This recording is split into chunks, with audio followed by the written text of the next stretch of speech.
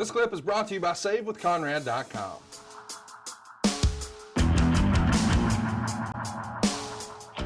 Let's talk about the next match. The Ascension taking on Macho Mandow and Axelmania, 2 minutes and 49 seconds.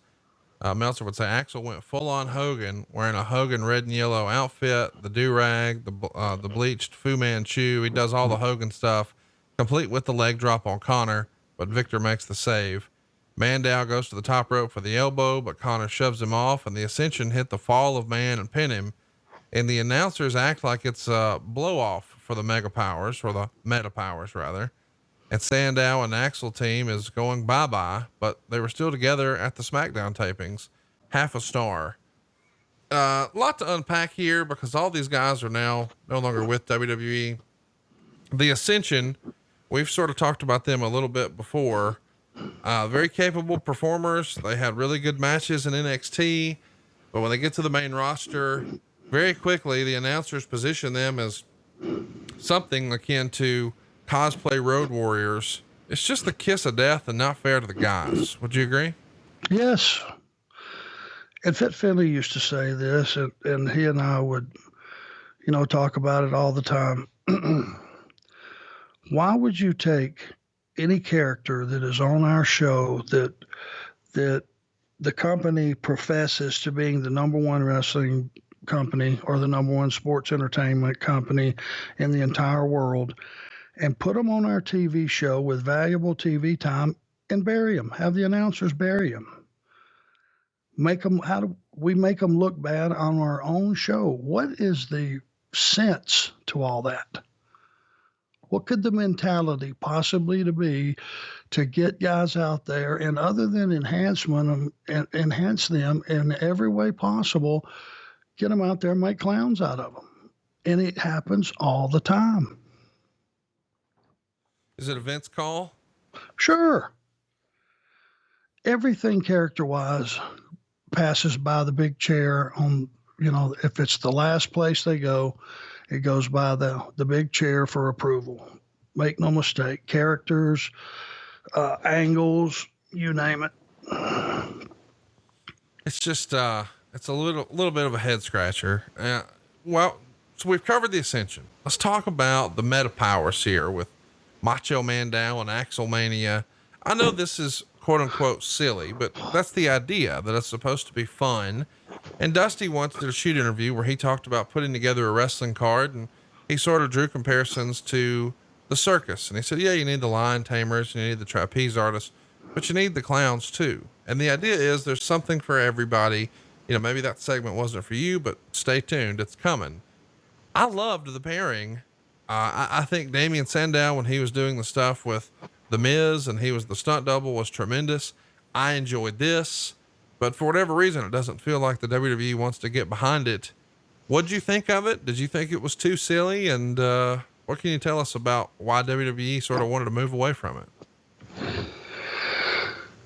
I think it was just something that was meant to be a one-off, and why you would just go out and basically have one guy, not steal another guy's gimmick, but take on another guy's gimmick. I mean, Hulk Hogan is the most renowned character probably in the history of the business, wouldn't you say? Yeah. It's a common word. I mean, there are a lot of big stars that have came and gone, but I mean, if you say Hulk Hogan, everybody's heard that. They know that. To put that on a guy, and if it's it just doesn't make any sense to go out. I think it brings down the Hogan character.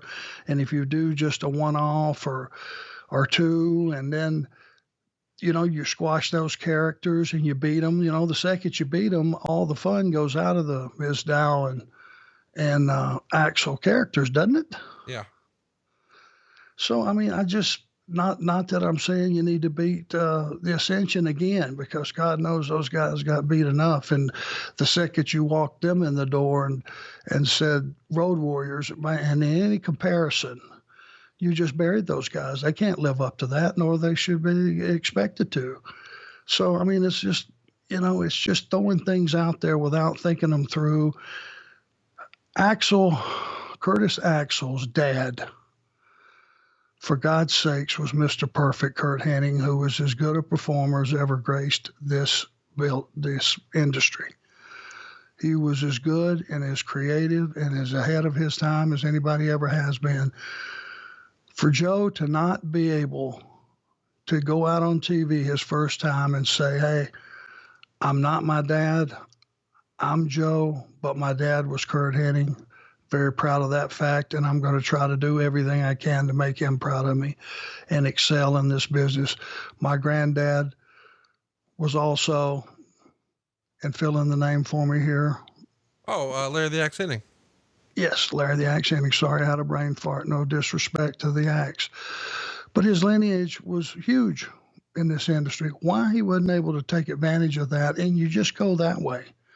That was something else that, it was guys would come up and they wouldn't get to be who they were, or who their dad was, or who their uncle was. Well, that just makes the business bigger, that you have second and third generation wrestlers that are doing well, and you see what an edge they have. For Curtis Axel to not be who he was, and them try to name him 2 or 3 different times, and the kid could perform, he could work. You could have done better by that, and a lot of characters that have came along with huge lineages. You just, for whatever reason, it's like, no, name him something else. He just recently got released. I'll be honest, I kind of forgot he was even still with the company. They hadn't used him in so long on TV. Were you surprised that they never found any place for him? I mean, this is a guy who was praised in a major way. Like even when The Rock was coming back and trying to get ready for a comeback, he would go to this guy and say, hey man, let's work it out and let's work together. And very capable performer is my point. And for whatever reason, they can't figure it out with WWE. Yep. I know. I was there with it, and him and Bo Dallas made a good team, but they've always got this feeling in the back of their head that performance is not enough. The fact that the guys look like good athletes is not enough. You always got to put some entertainment on it. Well, if everybody's entertaining, I think nobody's entertaining. Yeah. If everybody has the same gimmick, right? Mm-hmm. Everybody's trying to do ha-ha, then ha-ha, it gets overdone, and you don't appreciate any of it. Like you said earlier, everybody should have a niche. And, his niche was just he could go out and go.